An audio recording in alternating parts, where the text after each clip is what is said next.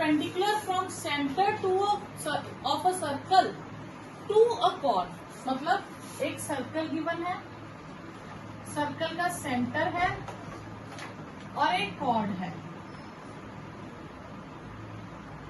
तो perpendicular from centre of a circle to chord of a circle, एक perpendicular draw किया जो circle के सेंटर से स्टार्ट होके कॉर्ड तक मिलता है।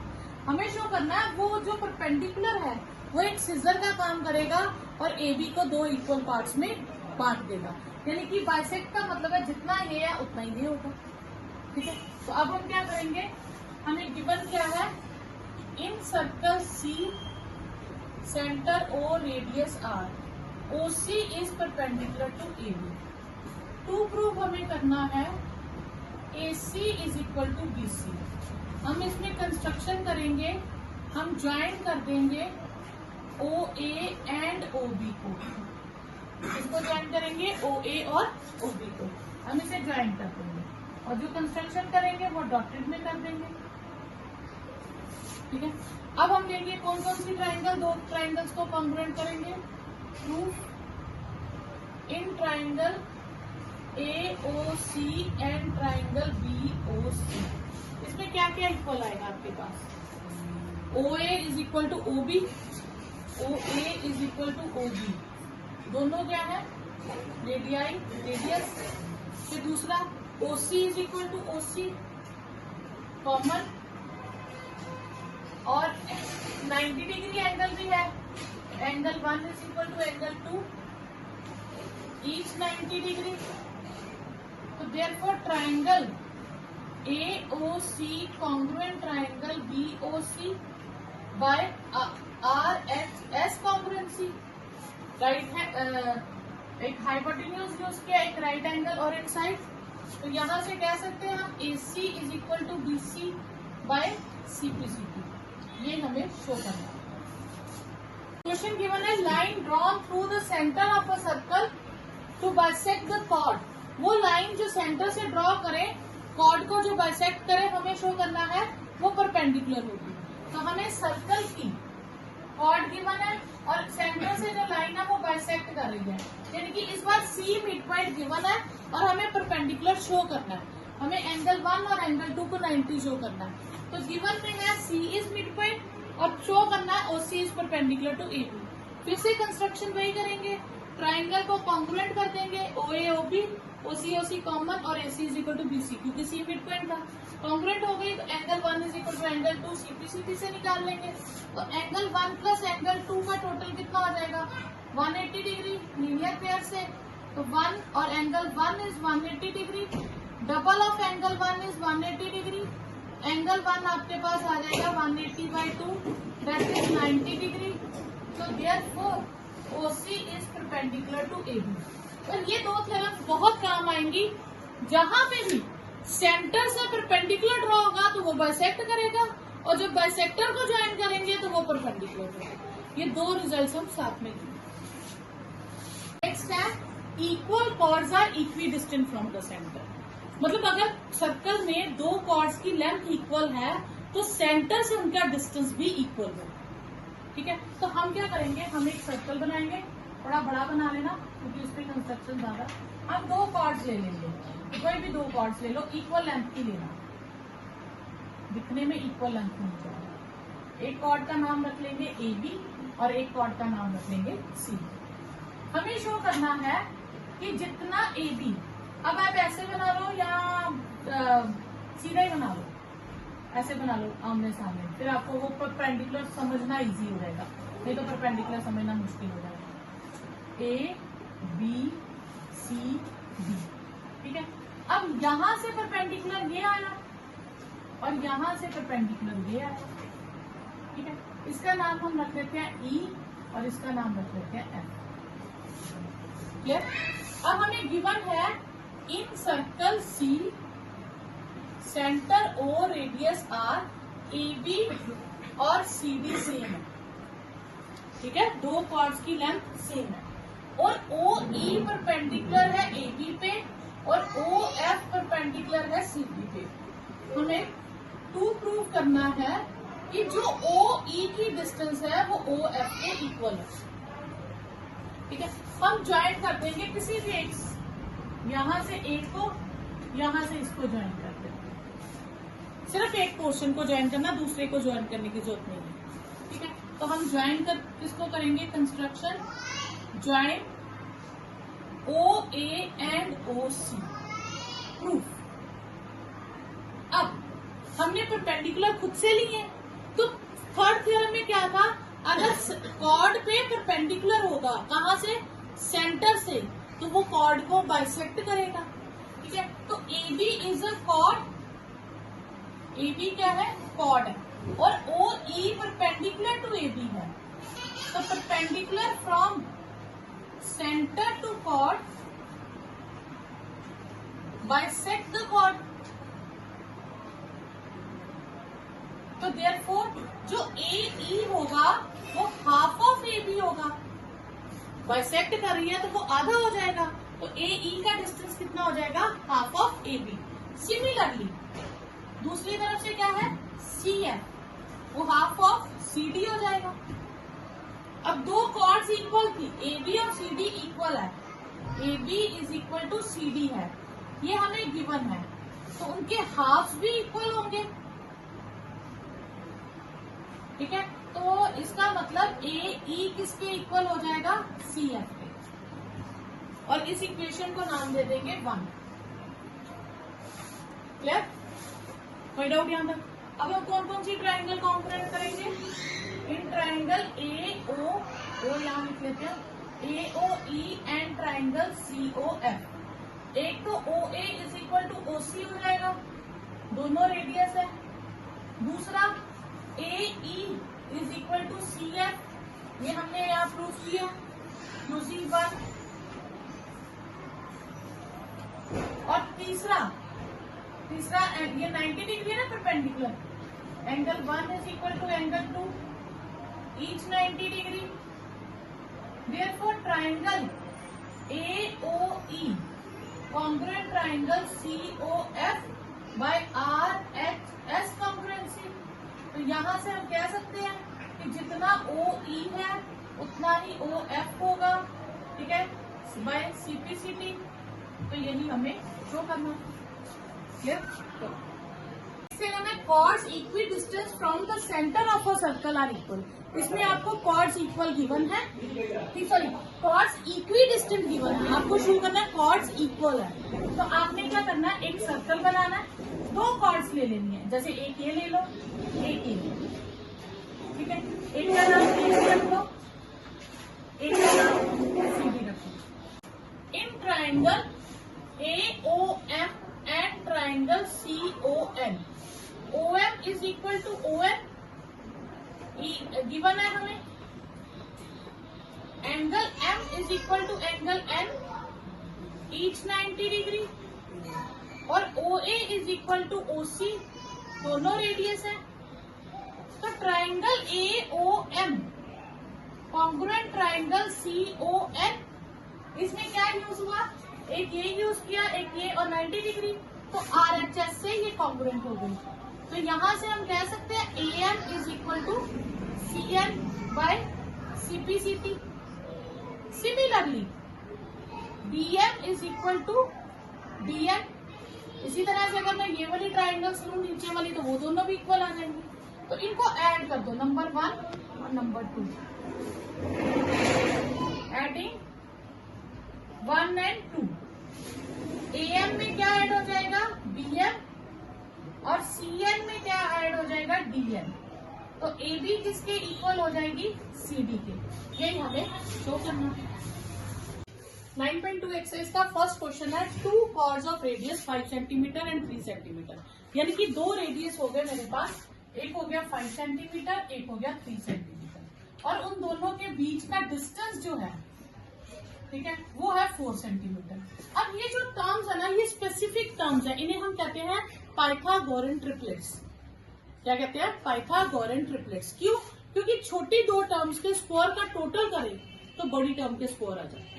जैसे 3 का स्क्वायर प्लस 4 का स्क्वायर करें तो वो 5 का स्क्वायर बनता है। तो जब ऐसा हो जाए, एक ऐसे पाइथागोरन ट्रिपलेट और भी है, जैसे आपके पास आ जाता है 12, 5, 12 और 13, 5 का स्क्वायर और 12 का स्क्वायर करोगे वो 13 का स्क्वायर बन जाएगा। 6, 8 और 10, 6 square plus 8 square is 10 square.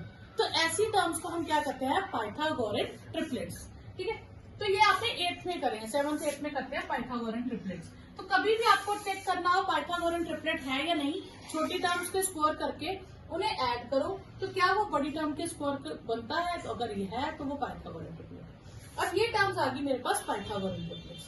तो पाइथागोरन ट्रिपलेट्स का है तो जो बड़ी साइड होती है वो हाइपोटेन्यूज होती है और छोटी दोनों में से एक को हम परपेंडिकुलर और एक को बेस मान सकते हैं। अब इसी तरह से अगर मैं देखूं तो मुझे क्वेश्चन में कहा 2 रेडियाई है, एक 5 है और एक 3 है।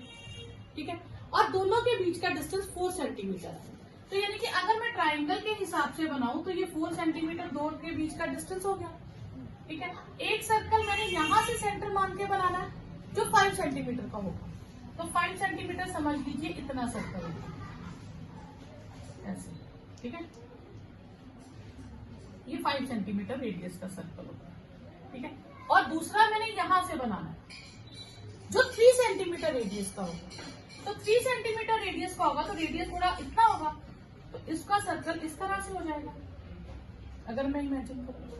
तो ये जो लाइन है ये ना बिल्कुल सेंटर से पास करेगी यहां से। क्लियर? और अगर मैं इसे ज्वाइन करूं तो ये O ले लूं, इसको B ले लो, इसको C ले लो, सपोज। तो ये कितना है 5 सेंटीमीटर बड़ा रेडियस और ये स्मॉल सर्कल का रेडियस 3 सेंटीमीटर। ठीक है, और ये बेस का डिस्टेंस 4 सेंटीमीटर। अब ये पाइथागोरन ट्रिपलेट है तो यहाँ 90 बनेगा। अगर ये 90 है तो अब इसको इमेजिन करो कि ये हमने इसमें बना दिया। अब मैं इसको थोड़ा सा इरेज कर दूं। सपोज करो मैं इस टर्म्स को इरेज कर देती हूँ, इन चीजों को। ठीक है, तो ये क्या हो गया, मैं इसको भी इरेज कर दूं। सपोज ये सर्कल ले लूं पूरा। ठीक है, तो ये हो गया सेंटर से कॉर्ड पे परपेंडिकुलर। तो सेंटर से कॉर्ड पे जो परपेंडिकुलर ड्रॉ करते हैं वो कॉर्ड को बाइसेक्ट करती है। तो यानी कि अगर ये 3 है तो ये भी कितना होगा 3। तो टोटल कॉर्ड कितनी हो जाएगी 6। तो वो लेंथ ऑफ कॉर्ड क्या हो जाएगी, length of chord is 6 centimetre. तो ये आपको एमसीक्यू में ऐसे क्वेश्चन आते हैं। क्लियर? ये प्रूव करने में कम आएंगे, ऐसे क्वेश्चन आपको एमसीक्यू में आएंगे। तो बस आपने देखना पाइथागोरन ट्रिपलेट है तो जो सेंटर्स के बीच का डिस्टेंस होगा उसे बेस ले लेना। एक स्मॉल सर्कल का रेडियस, एक लार्ज सर्कल का रेडियस, और जो स्मॉल सर्कल का रेडियस होगा बस आपने उसको डबल करना। तो पूरे क्वेश्चन में अगर हम देखें एक लार्ज, एक स्मॉल और एक उन दोनों के बीच का डिस्टेंस, तो जो स्मॉल सर्कल का रेडियस होगा आपने उसे डबल करना। बस इतना याद रखना। ये तब अप्लाई होगा जब वो पाइथागोरन ट्रिपलेट्स की कंडीशन को सेटिस्फाई करे। तो बस कभी भी क्वेश्चन आ जाए, एक रेडियस है आपके पास, एक रेडियस है सपोज करो 8 सेंटीमीटर, एक 10 सेंटीमीटर, एक उन दोनों के बीच का डिस्टेंस 6 सेंटीमीटर है। तो हम क्या करेंगे, जो इन दोनों रेडियस में से स्मॉलर होगा हम उसका डबल कर देंगे।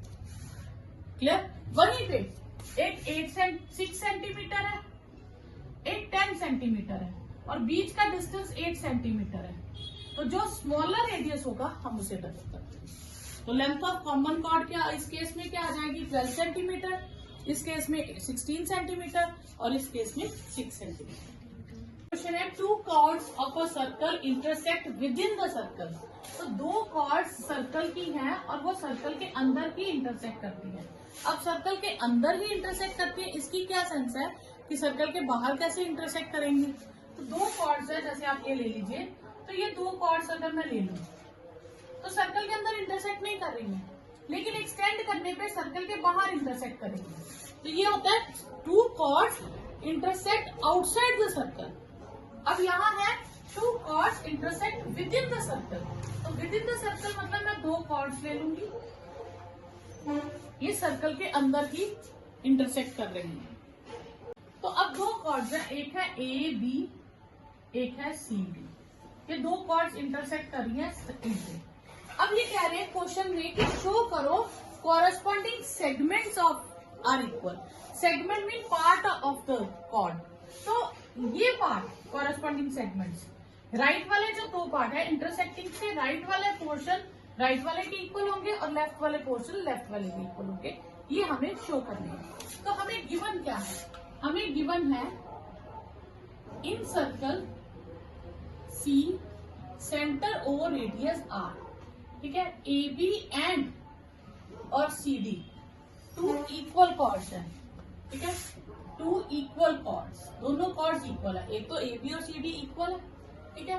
दूसरा हमें शो करना है कि जितना ई डी है उतना ही ई बी है और जितना ई ए है उतना ही ई सी है, ठीक है। फिर हम कंस्ट्रक्शन करेंगे, वी ड्रॉ सेंटर से, ये सेंटर मान लेंगे, ठीक है, सेंटर से हम अल्टीट्यूड ड्रॉ करेंगे। तो कॉर्ड पे जो अल्टीट्यूड ड्रॉ करते हैं वो कॉर्ड को क्या करता है, बाइसेक्ट करता है। सेंटर से सर्कल पे एक कॉर्ड लें और सेंटर से जब भी मैं 90 डिग्री ड्रॉ करूंगी वो उसे क्या करेगा, बाइसेक्ट करेगा, यानी कि मिड पॉइंट पे ज्वाइन होगा। जैसे ये कॉर्ड ले लो तो ये इसके मिड पॉइंट को ज्वाइन करेंगे तो 90 बनेगा। तो आपने कॉर्ड का क्या लेना है, मिड पॉइंट, और उसे सेंटर से ज्वाइन करना है। अब ए बी कॉर्ड का मिड पॉइंट लेना, बच्चे यहाँ गलती क्या करते हैं, वो ई बी का मिड पॉइंट ले लेते हैं। नहीं, आपने ए बी सोच लिया और इसका मिड पॉइंट अंदाजे से कहीं पे भी ले लेना। ये डिस्टेंस आपका अलग अलग दिखेगा, क्यों, क्योंकि ये मिड पॉइंट किसका है, ए बी का। इसी तरह सी डी का मिड पॉइंट यहाँ पे आ जाएगा।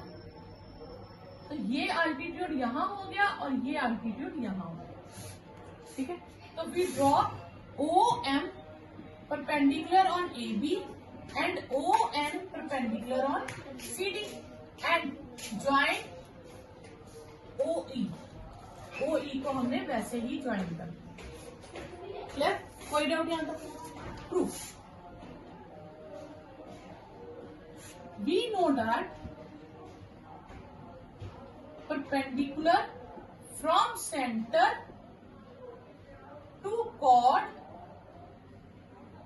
bisect the chord। ये थ्योरम है कि जब हम परपेंडिकुलर ड्रॉ करते हैं सेंटर से कॉर्ड के ऊपर, वो कॉर्ड को क्या करता है, बाइसेक्ट करता है।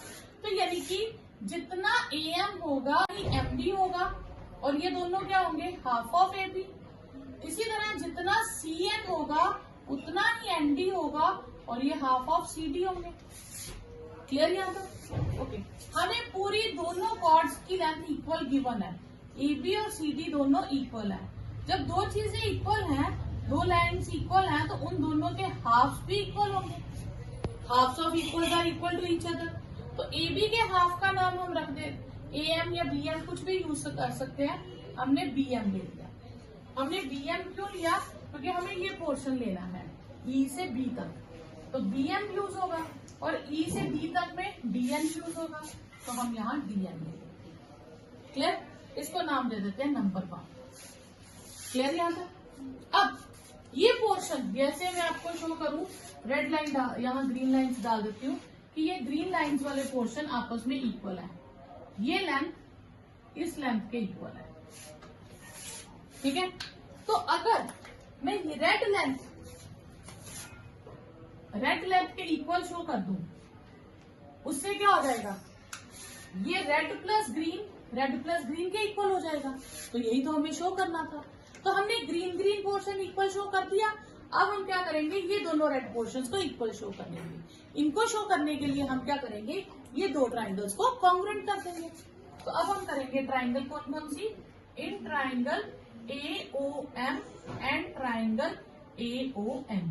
इसमें क्या क्या इक्वल आएगा, OM is equal to ON। क्यों, क्योंकि अगर दो कॉर्ड्स इक्वल हैं तो उनके सेंटर से डिस्टेंस भी इक्वल होंगे। तो रीजन आ जाएगा equal chords are equidistant from center, ठीक है। दूसरा एंगल M के इक्वल होगा ईच 90 डिग्री और OE यहाँ EOM है, EOM और EOM लेंगे, सॉरी यहाँ पे ये दो ट्राइंगल है, ठीक है। OE कॉमन हो जाएगा, तो triangle EOM congruent triangle EON हो जाएगा by RHS, right angle, hypotenuse और साइड, ठीक है। SAS ये नहीं आएगा, ठीक है। तो यहां से हम कह सकते हैं जितना EM है उतना ही EN है बाय CP, इसे नाम दे देते हैं 2। अब रेड पोर्शन ग्रीन के इक्वल था, रेड के इक्वल है, इनको ऐड कर देंगे तो दोनों का टोटल पोर्शन भी इक्वल हो जाएगा। एडिंग 1 and 2, तो MB किसके इक्वल हो जाएगा, EM के, और DN किसके इक्वल हो जाएगा, EN के। MB और EM मिलके क्या हो गया, EB, और ये हो गया EB। एक तो हमें ये शो करना था, ये तो हमारा शो हो गया। बाकी हमारे पास क्या बचा,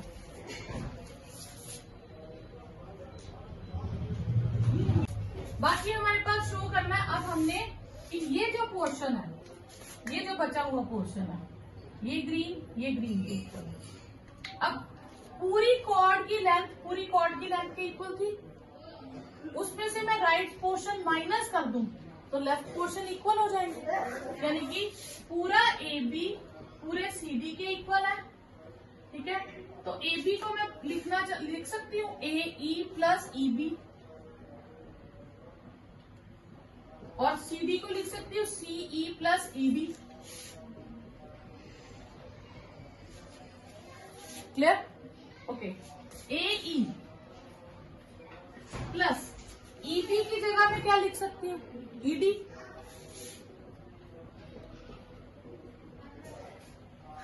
यूजिंग ये कैंसल, तो AE is equal to CE, तो ये इक्वल हो गया। Third question, if two equal chords of a circle intersect with in the circle, तो दो कॉर्ड्स हैं हमारे पास सर्कल के अंदर और दोनों इक्वल हैं और दोनों इंटरसेक्ट कर रही हैं, ठीक है, AB और CD। तो गिवन हो गया हमारे पास in circle C centre O radius R, ये लिखने का तरीका है, ठीक है। AB और CD की लेंथ सेम है।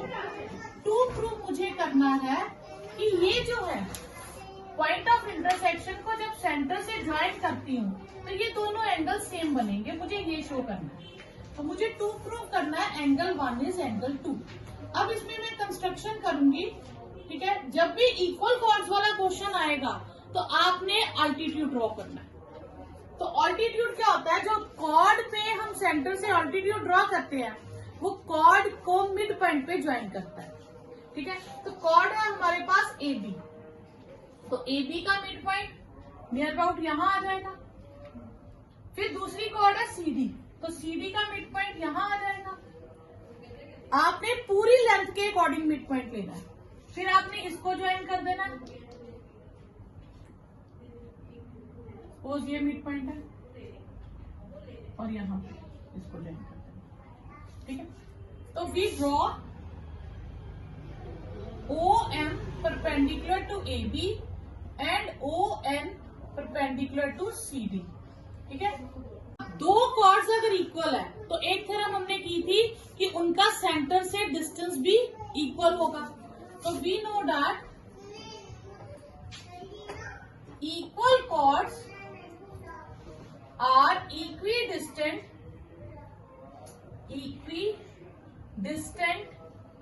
From the center. We know that equal chords are equidistant from the center. अब कॉर्ड्स हमें इक्वल गिवन है तो उनका सेंटर से डिस्टेंस भी इक्वल हो जाएगा। अब हम दो ट्राइंगल्स कॉन्ग्रुएंट करेंगे, कौन कौन सी, EOM एंड ट्राइंगल EON। इसमें क्या क्या इक्वल आएगा आपके पास, एक आएगा OM is equal to ON, इसको लिख लीजिए यूजिंग 1। फिर OE is equal to OE, common आ गया, और angle M is equal to angle N, each 90 हो गया। तो therefore triangle EOM congruent triangle EON हो गया। बाय RHS, तो angle 1 is equal to angle 2 हो गया बाय CP CT। तो ये आपके पास, यही आपने प्रूव करना है। क्लियर?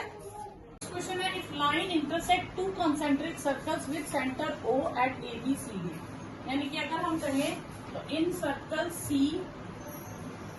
C1, एक को नाम C1 ले लेते हैं और एक को C2 नाम ले लेते हैं। उसका सेंटर O, रेडियस R ले लेंगे, ठीक है। उसमें AB is a cord, AD is a cord, और अगर मैं नहीं, उसमें है BC इज अ कॉर्ड, छोटा सर्कल है ना।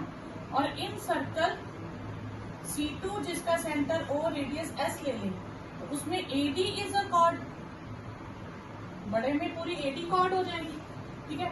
टू प्रूव हमें करना है कि जितना AB है उतना ही CD होगा। इसमें हम कंस्ट्रक्शन करेंगे, क्योंकि पार्ट्स इक्वल करने के लिए हम सेंटर से क्या ड्रॉ करेंगे, परपेंडिकुलर ड्रॉ करेंगे, ठीक है। E, तो we draw OE perpendicular to AD। Proof theorem क्या थी? We know that perpendicular from center to chord bisect the chord, ठीक है। perpendicular from center to chord bisect the chord। अब इसका मतलब है कि अगर मैं AD chord की बात करूं तो वो भी E पे बाइसेक्ट होगी, और जब मैं BC chord की बात करूं तो वो भी E पे बाइसेक्ट होगी। तो E बाइसेक्ट कॉर्ड कौन कौन सी, BC एंड AD, दोनों को बाइसेक्ट करेगा। तो इसका मतलब है कि AE और ED ये दोनों इक्वल हो जाएंगे, ठीक है। E से ये पूरा लेफ्ट और पूरा राइट इक्वल। फिर ये छोटे सर्कल में करूं तो E से लेफ्ट और right equal, BE is equal to EC, और इनको मैं सब्ट्रैक्ट कर दूंगी,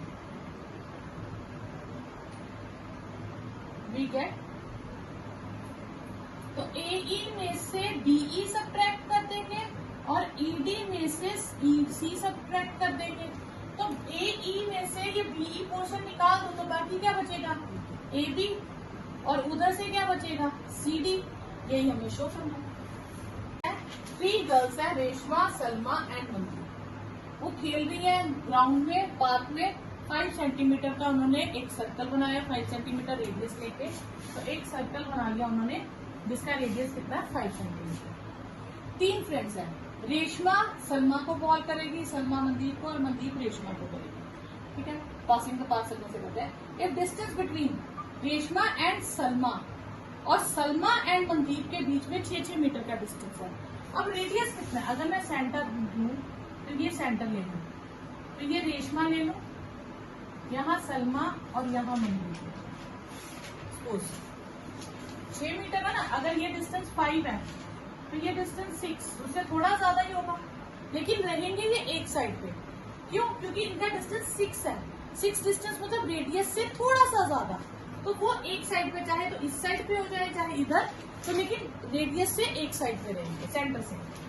और सलमा और मनदीप के बीच का डिस्टेंस भी 6 मीटर है, ये दोनों 6 मीटर है, ये 5 मीटर है। मुझे ये फाइंड करना है, मुझे रेशमा और मनदीप के बीच का डिस्टेंस फाइंड करना है। अगर मैं इसे O और S को जोड़ दूं तो ये भी रेडियस है, ये भी कितना हो जाएगा, 5 मीटर। अब इस ट्रायंगल की अगर मैं बात करूं तो मुझे तीनों साइड्स पता है, मुझे इसकी ये साइड ढूंढनी है, M नाम रख दूं, मुझे RM ढूंढना है। तो RM क्या है, एक तरह से अल्टीट्यूड, तो मुझे ट्रायंगल का अल्टीट्यूड ढूंढना है, तो इसका मतलब मुझे ट्रायंगल का क्या पता होना चाहिए, एरिया पता होना चाहिए। तो हम ट्रायंगल का एरिया किस तरीके से निकालेंगे, 2 तरीके से निकालेंगे, एक तो half into base into height करके, और एक हीरोन्स फॉर्मूला यूज करके, ठीक है। तो पहले हम half into base into height use करके करते हैं। तो इसमें आ जाएगा आपके पास RM को हम लेट कर लेंगे X, तो area of triangle ROS, half into base into height, half into base हो गया हमारे पास OS, और हाइट हो गई RM, half into 5 into R N, तो 5/2 आर एन। आर एम तो आगे दिया, इसको एम नाम दे दो, एम ऑलरेडी दिया हुआ ना, इसे एम दे दो।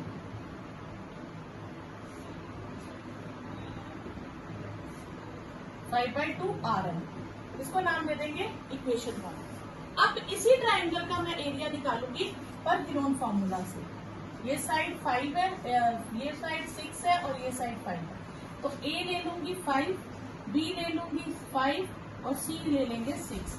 पहले हम सेमी पेरीमीटर निकालेंगे, वो कैसे होता है, a plus B plus c/2, 5 plus 5 plus 6/2, 16/2, वो हो गया 8। तो area of triangle ROS, root S, S minus A, S minus B, S minus C, root S कितना हमारे पास 8, 8 माइनस 5, 8 माइनस 5 और 8 माइनस 6, तो ये आ गया 8 इंटू 3 इंटू 3 इंटू 2, तो 8 2 जा 16 इंटू 9, 16 का रूट 4 और 9 का 3, 12 यूनिट्स आ गया, 4 यूनिट्स।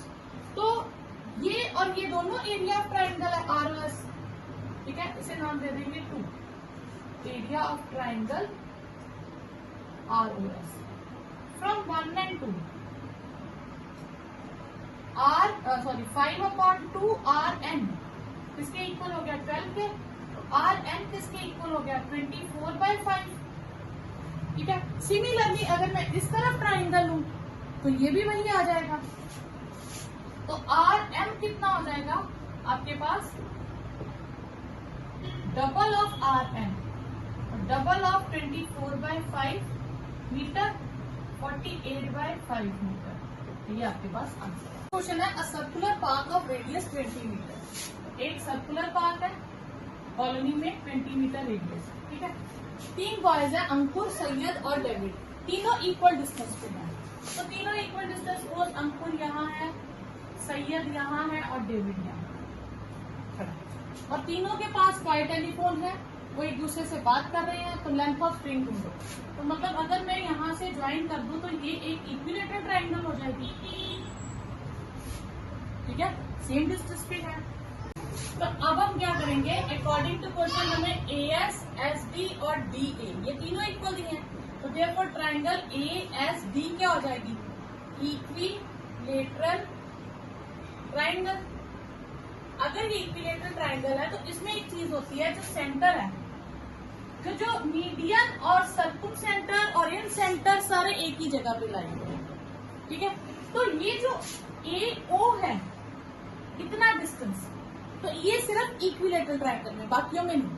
तो इक्विलेटरल ट्राइंगल में, ठीक है, AO की जो लेंथ होती है वो 2/3, ठीक है, 2/3 ऑफ AD हो जाती है।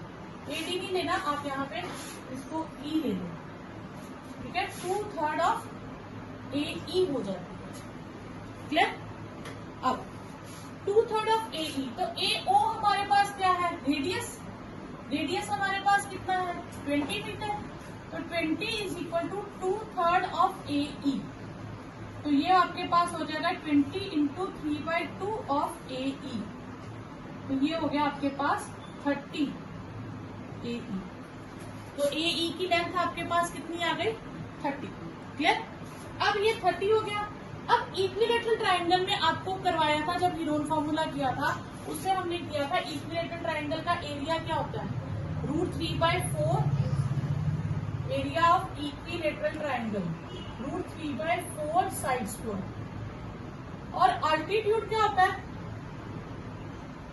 ऑफ इक्विलेटरल ट्राइंगल का, √3/2 इंटू साइड। तो ये दो फॉर्मूले आपने लाइफ टाइम याद रखने हैं, ये किसकी है, इक्विलेटरल ट्राइंगल के। तो अल्टीट्यूड की लेंथ कितनी होती है, √3/2 इंटू साइड। तो हमने अल्टीट्यूड की लेंथ तो निकाल ली है, 30 मीटर, ठीक है। तो अल्टीट्यूड जो है, तो अल्टीट्यूड हो गया हमारे पास, length of altitude AE is √3/2 into side, ठीक है। और ये हमारे पास कितनी है, 30, तो साइड की लेंथ कितनी हो गई, 2 इंटू 30 अपॉन √2, ठीक है, √3 सॉरी, तो ये हो गया 60 अपॉन √3। तो √3 से हम रेशनलाइज कर लेंगे क्योंकि हमने कभी भी डिनोमिनेटर में नहीं रखना होता रूट को। तो ये हो गया 60 √3 अपॉन 3, तो ये हो जाएगा आपके पास 20 √3 मीटर। अब एमसीक्यू